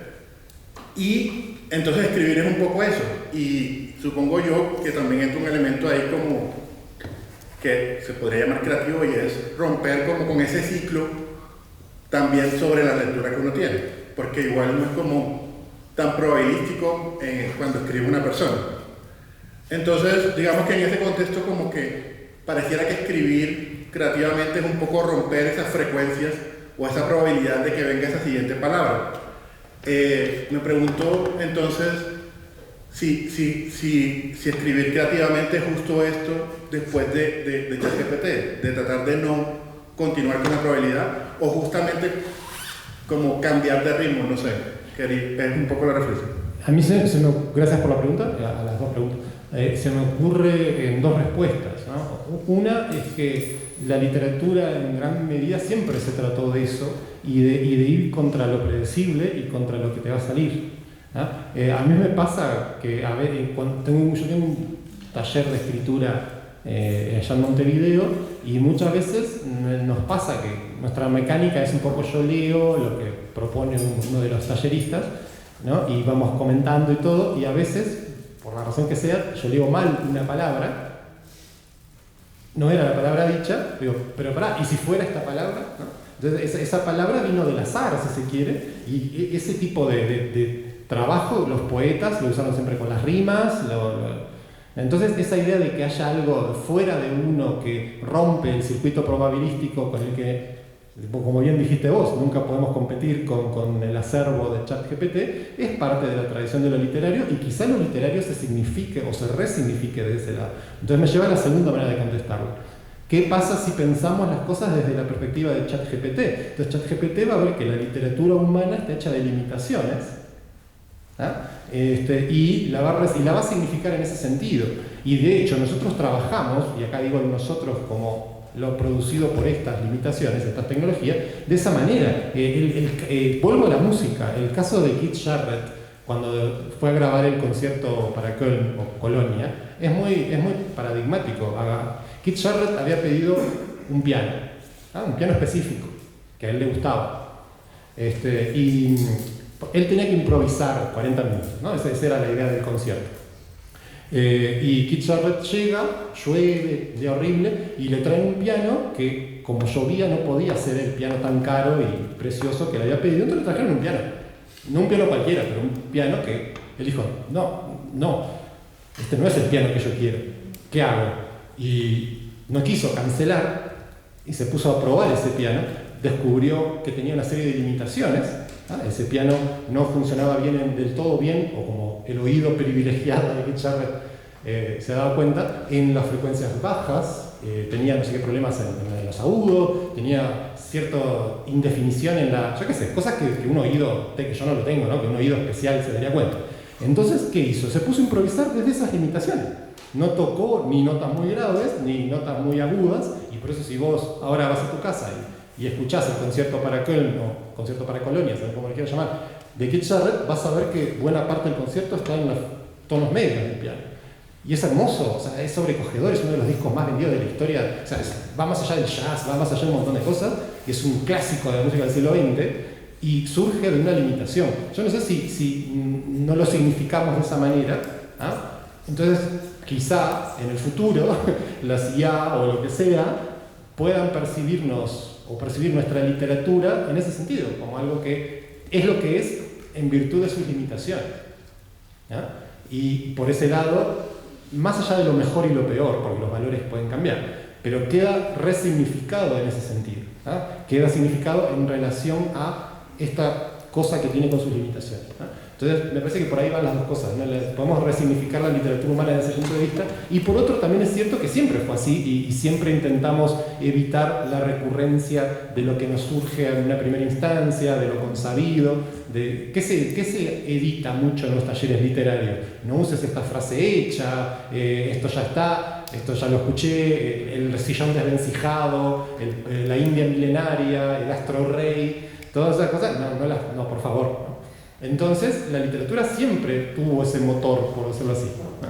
Y creo que con ChatGPT lo vemos más claro, porque ChatGPT lo hace mucho más rápido que nosotros. Y como bien decías vos, tiene acceso a mucha más literatura de la que colectivamente podemos leer en nuestras vidas. Lo cual también presenta sus problemas, ¿no? Lo que ven los dibujantes. Los dibujantes están viendo que el equivalente, tipo Midjourney o lo que sea, ChatGPT tiene acceso a un montón de obras que tienen copyright. Entonces, las puede usar el algoritmo. Por otro lado, yo le podría contestar, ¿y qué han hecho los maestros de dibujo y pintura toda la vida, además de pedirte que imites obras para aprender estilos ¿no? La diferencia, por supuesto, es significativa si yo puedo decir, claro, yo puedo aprender a pintar imitando el estilo de, ya quisiera yo, Velázquez, o quiero tocar la guitarra y aprendo a Hendrix, pero ¿qué pasa cuando esos artistas están vivos y tienen que vivir ¿no? Ahí viene otro problema. Pero el trasfondo del asunto es que ChatGPT o Midjourney tiene acceso a todo instantáneamente y nosotros tenemos limitaciones orgánicas, básicamente. Ahí, de última, si querés encontrar otra vía de salida a eso, podés pensar como los transhumanistas, ¿no? Los transhumanistas van a decir, bueno, quizá el punto ya no es tanto ChatGPT versus humanos, sino una cyborgización de lo humano en el futuro. No sé, otro ejemplo de la música que yo pongo es el del sintetizador. Cuando se inventó el sintetizador, la idea era que vos podías con un sintetizador remedar cualquier instrumento. Entonces, si yo accedo a determinadas variables, las modifico y produzco un sonido que es el del oboe o el del violín. Cuando los primeros sintetizadores hacían eso, los músicos decían, no, pero eso no suena como un violín, eso es otra cosa. Y hubo un gran rechazo en los 70, cuando los sintetizadores ya fueron accesibles, a los músicos que los usaban. Queen, banda épica de la historia del rock, no soy especialmente fan, pero es una banda importante, ponían en algunos de sus discos etiquetas que decían, hechos sin sintetizadores, ¿no? Como que el sintetizador era una cosa, en Uruguay decimos terraja, ¿no? Medio ordinaria, de baja calidad, ¿no? Entonces, ¿qué pasó? Sí, evidentemente era muy difícil simular el sonido de un violín, porque las variables que hacen al sonido del violín son, no digo infinitas, pero son muchísimas. Entonces, las máquinas en ese momento no daban cuenta de todas esas variables, entonces lo que vos hacías era una mala imitación del violín. ChatGPT es una mala imitación de un poema humano. Pero, ¿qué pasó con los sintetizadores? De pronto se dieron cuenta que la clave quizá no era imitar sonidos ya existentes, sino crear sonidos nuevos. Entonces, quizá en el futuro, te vuelvo a dar vuelta a la sartén, vamos a resignificar lo de las computadoras como otra cosa. No un sucedáneo raro de lo humano, sino otro tipo de escritura. Obviamente es ingenuo pensar que eso se va a dar así nomás, porque el mercado y la posibilidad de que los textos se hagan rápido, los contenidos en las redes, en lo que sea, también favorece la idea de que yo lo pueda hacer en 3 segundos con una computadora. Pero no quita que pueda darse un proceso por el cual empecemos a pensar no tan antropomórficamente en que los textos que hacen las IA no están siendo imitaciones inferiores de lo humano, sino algo en sí mismo, como, qué sé yo, no sé, los músicos del krautrock alemán, o mismo Brian Eno, o los del rock progresivo hasta cierto punto, dijeron, no, pero yo voy a usar el sonido del sintetizador como el sonido del sintetizador. Wendy Carlos, famosamente, hizo un disco que se llama Switch on Bach, que era la música de Bach tocada con sintetizador. Lo escuchas ahora, es medio gracioso, pero en su momento era como, ¿qué es esto? Nadie quería que ese sintetizador sonara a clave o a piano o a orquesta de cámara. No, la gracia era que sonara a sintetizador y que era el futuro de la música. Y quizá, digo solo quizá, porque no es complicado predecir y salirse con la suya, creo que nadie lo ha hecho, ni Nostradamus, especialmente no Nostradamus. Creo que predecir este tipo de cosas es difícil, pero podría haber un camino especulativo a tomar desde esta idea de que en el fondo quizás se trata de que ChatGPT sea otra cosa y no una imitación o un sucedáneo de lo humano. No sé si te contesté, te tiré 3 respuestas posibles, pero bueno. No, porque además pensaba que pues en la medida en que seguimos en la lógica de nunca va a poder escribir como nosotros, es inferior, es superior, pues seguimos en el esquema antropocéntrico que no permite, al menos en el plano plástico creativo, hacer algo con esa nueva realidad, ¿no? Una realidad que está demandada salvajemente en Estados Unidos, ¿no? Acaban de hacer un reportaje en el New York Times de que todo ChatGPT, o sea, las 3 empresas las han demandado por copyright, que es muy raro porque es como la misma industria norteamericana que es el capital que produce estas posibilidades de la inteligencia artificial, está un poco escandalizada con que todos sus derechos de autor hayan sido como devorados por un hoyo negro. Bueno, en fin. Tú ibas a preguntar, Sandra. Giuseppe.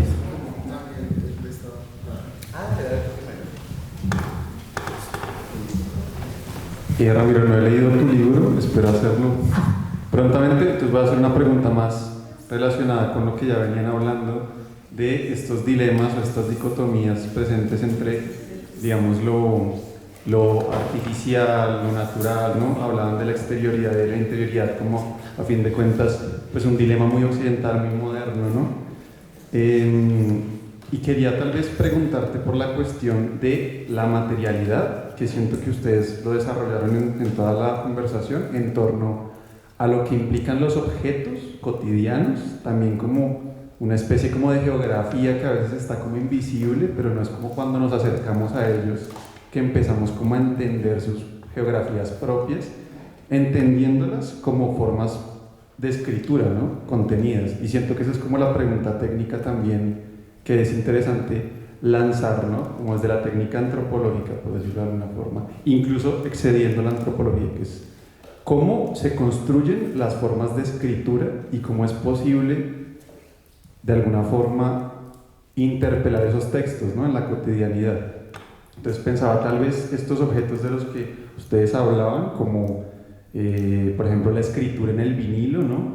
O la misma cinta, que también es una forma de escritura, o la manera en la que las palabras se salen del texto y empiezan a cobrar cuerpo, ¿no? Por ejemplo, en la cotidianidad y uno no se da cuenta, ahora con ChatGPT que lo sabe todo, digámoslo así, y pensando en cómo el dilema ahora actual, pienso yo que es interesante pensarlo, es lo material y lo inmaterial, ¿no? Que hasta cierto punto hay unos mitos, ¿no? Muy del marketing, que es como, no, es que la nube por allá arriba, eso es como una vaina efervescente, cuando realmente hay una materialidad que permite la construcción, y siento que también, por supuesto, es una forma de escritura, ¿no? Humana. Tocas temas que me parecen fascinantes, o sea, el replanteo de esa materialidad y esos objetos y nuestra relación con ellos mediada por toda esta cosa moderna occidental, como bien dijiste vos, eso me parece súper interesante, y creo que hasta cierto punto también es una tradición literaria esa reflexión. Estoy pensando en un compatriota mío, Filiberto Hernández, uno de los grandes escritores del siglo XX en Latinoamérica. Es impresionante leerlo y ver esa extraña manera que tiene de percibir, producir los objetos, ¿no? Entonces ahí ya está esa pregunta, ¿no? O si no, podés saltearte esto e ir a la filosofía de Graham Harman, ¿no? donde él piensa justamente en las relaciones entre los objetos y cómo los objetos se relacionan entre sí en redes. Y bueno, Latour, por supuesto, también está ahí, pero toda esta trama de repensar el concepto de objeto me parece súper interesante como motivo de reflexión. A la vez, esto que decías vos era lo que yo iba a decir. O sea, cuando dijiste lo de la nube, yo te iba a decir eso. Por supuesto que hay toda una noción, una ficción creada con respecto a la inmaterialidad, que no es tal, ¿no? Y es importante tener en cuenta que hay cables que atraviesan océanos, o que hay antenas, o que hay objetos que son no solo dañinos en muchos sentidos, sino que además también están sujetos a daño y que no son permanentes en ningún sentido, ¿no? Yo qué sé, yo puedo tener cosas guardadas en disquetes y ya no las puedo ver más. O sea, el disquete como tecnología ya tiene un lado de ilegibilidad total. William Gibson, el escritor de ciencia ficción, que bueno, es uno de mis escritores favoritos, algo de esto ya vio en los 90, y él hizo un poema que se llama Agripa, que venía en una especie de, no sé si era un disquete o qué aparato, sí, un disquete, que estaba programado de tal manera que solo lo podías leer una vez, ¿no? Como que se autodestruía. No se autodestruía, se descifraba, ¿no? En el sentido de que se volvía random text, ¿no? Entonces el poema se podía ver una vez sola, ¿no? Como el disquete seguía operando, vos podías seguir accediendo al disquete, pero el contenido se difuminaba de alguna manera, y eso creo que, no sé si lo habrás pensado así, supongo que sí, pero era una manera también de pararse en pleno entusiasmo tecnofílico de los 90, donde todos creíamos que Internet nos iba a liberar un montón de cosas, ¿no? Y darse cuenta de que no es que la contraria sea verdadera, pero sí que había cosas que no estábamos teniendo en cuenta, ¿no? Como que esa realidad de esos objetos y cómo esos objetos iban a ser integrados a nuestra vida y todo eso. Me parece súper importante. Creo que, como decía recién, la literatura se ha encargado de pensar esos temas en ciertos escritores que han trabajado por ahí, y me parece súper interesante seguirlo, ¿no? Y el objeto vivo, el objeto no vivo, ¿no? Como un poco hablábamos de esta distinción entre lo sintético y lo natural, también es una manera de pensar. Cuando yo decía lo de hemos convivido con inteligencias quizás sin saberlo, también es una manera de resignificar esos objetos que nuestra tradición occidental, racionalista, iluminista, lo que sea, nos enseñó a pensar o como afuera a lo humano intrascendente hasta que lo usemos como algo, ¿no? O sea, la idea del desierto como aquello que no podemos usar, ¿no? Y la naturaleza como aquello que nos sirve de algo. Toda esa manera de producir la noción de objetos, creo que tenemos que cambiarla también. O sea, la estamos cambiando, o sea, está cambiando por nosotros, pero también tenemos que empezar a repensarla. Y creo que puede sonar como un poco de optimismo naif, pero ciertas literaturas nos dan pautas para repensar, ¿no? No solo Graham Harman y su reflexión, yo qué sé, filosófica sobre los objetos, sino Felisberto o Marosa Di Giorgio, por nombrar otra uruguaya, ¿no? Escritores que, Lebrero mismo, que han hecho de su literatura un extrañamiento de la mirada hacia el objeto, ¿no? Me parece súper interesante por ese lado. No sé si te contesté, no sé si te puedo contestar, pero creo que hay temas ahí que con lo que voy a decir que resuenan mucho con mis intereses. Y si no leíste mis libros, léelos porque los vas a encontrar. No, mentira. Mis editores me piden que haga propaganda. Así que aproveché. Pero no, gracias por la pregunta y es lo que te puedo decir. Ramiro, bueno, mencionaste a Marosa, a Felisberto Hernández, bueno, Marosa y yo, a Felisberto Hernández, a Mario Lebrero. Y creo que te anticipaste a la pregunta al decir esta mirada que provoca un extrañamiento ante el objeto. Pienso también en Circe Mayo, en Juan Carlos Bonetti, en Horacio Quiroga, en Fernanda, en ti mismo, Fernanda Trías, profesora acá que no pudo venir hoy. Tantos escritores uruguayos maravillosos, y yo he hablado mucho con Fernanda y te quería extender esa pregunta a ti, porque son todas unas voces personalísimas, rarísimas. Y Fernanda dice que ella cree, bueno, Cristina Peri Rossi, por ejemplo, también muy amada. Entonces, Fernanda dice que ella cree que como Uruguay es un país tan pequeño, la sensación de lo minoritario ha permitido y provocado justamente unas literaturas muy raras, muy extrañas y personalísimas. Quería preguntarte qué piensas tú sobre eso. Yo creo que sería raro que Fernanda y yo no estuviéramos de acuerdo en eso, dadas las circunstancias en las que los dos vivimos, tenemos prácticamente la misma edad, y una de las cosas que se veía en Uruguay en los 90, en los 2000 y de algún modo se puede extender a gran parte de la historia, es que como escritor estás muy solo, o sea, pero no solo en el sentido inmediato de que no viene nadie a darte una palmada en la espalda y decirte qué bien que vas, no, bueno, estaría bueno, pero no pasa, sino que si yo pienso en mis colegas escritores de ciencia ficción en lugares como Estados Unidos, donde inmediatamente cualquier cuento o texto que escriban es contrastado con las necesidades de un mercado y con la posibilidad de que eso se venda y hacer una manera de vivir y un oficio y cómo todo eso entra en un montón de sistemas de esa literatura y de ese medio cultural por lo cual se produce cierto tipo de literatura. No lo voy a decir negativamente, como masificada, como lo dirían en los 60, pero sí una literatura que se normaliza de alguna manera por sus propias vueltas de mercado. En Uruguay eso nunca existió, entonces nadie te va a decir cómo escribir en realidad, ¿no? Y creo que en aquellos escritores, como los que vos mencionaste, sumamente talentosos, eso era parte de cómo ese proceso los convertía en eso. Es una especie de circuito intensificador de lo, no sé si de lo individual, pero sí de lo idiosincrático o de lo, ¿no? No porque no se parezca, pero es muy difícil en el caso de Uruguay, siendo tan pocos y con tan poco referente comercial y con tan poco mercado y con tan pocas ofertas de lectura, sin salir de Uruguay, quiero decir, ¿no? Y por eso dije lo de mi generación y lo de Fernanda. Ahora creo que es distinto, pero en los 90 salir, que mandabas un disquete por correo, una revista pedorra, perdón, en España, que no podías hacer mucho.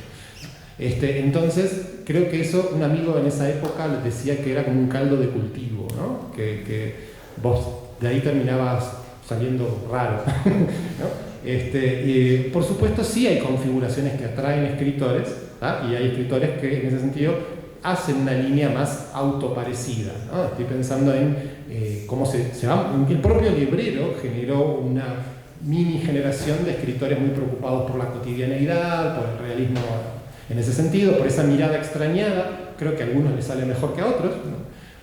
Ahora estamos viendo que escritores muy carismáticos como Daniel Mella tiene su gran taller, gran en el sentido de cantidad de alumnos, que de algún modo potencian una escritura como de realismo sucio, por decirlo así, que era lo que Mella, Peveroni y otros escritores de los 90 o principios de los 2000 trajeron a Uruguay, que era esa escritura bukowskiana, qué sé yo, no sé, ¿cómo se llama el de American Psycho?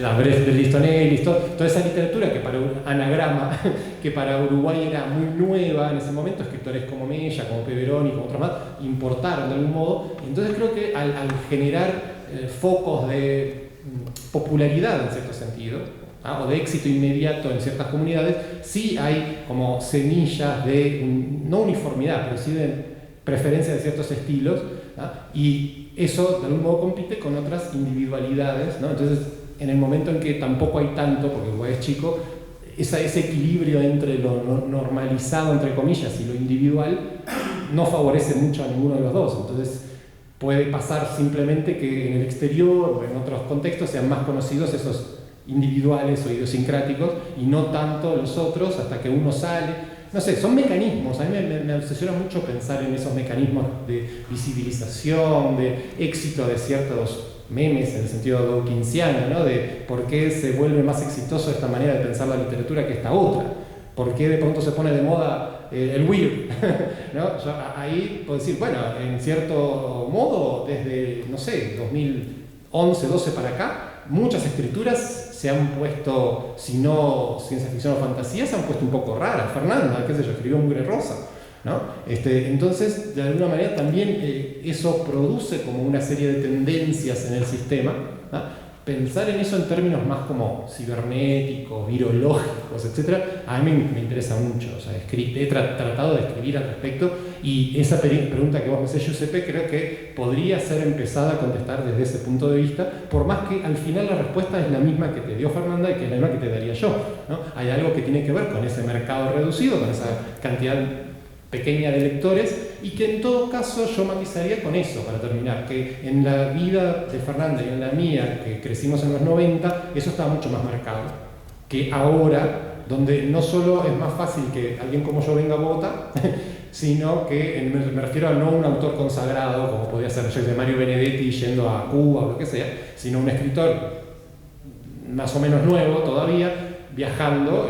Todos esos circuitos que ha hecho la literatura latinoamericana reciente no estaban en los 90, entonces eso incide y cambia, pero también Internet, por supuesto, poder meterte en una convocatoria de cuentos en, yo qué sé, en México, o presentar un concurso en España, o hasta tener más chance de cierta exposición que te lleva a ser traducido, qué sé yo, Granta, todo ese tipo de cosas que mueven y convocan, también rompen un poco el isolacionismo, para inventar una palabra, el insularismo, que en el caso de Uruguay en los 90 era muy marcado y producía esa sensación de soledad y de pequeñez que, curiosamente, en ciertas sensibilidades terminaba generando a Fernanda, a La Azotea, qué sé yo, que era un texto como no había otro en ese momento. Nadie escribía así en Uruguay en ese momento y creo que nadie lo sigue haciendo, pero de algún modo podría andar por ese lado.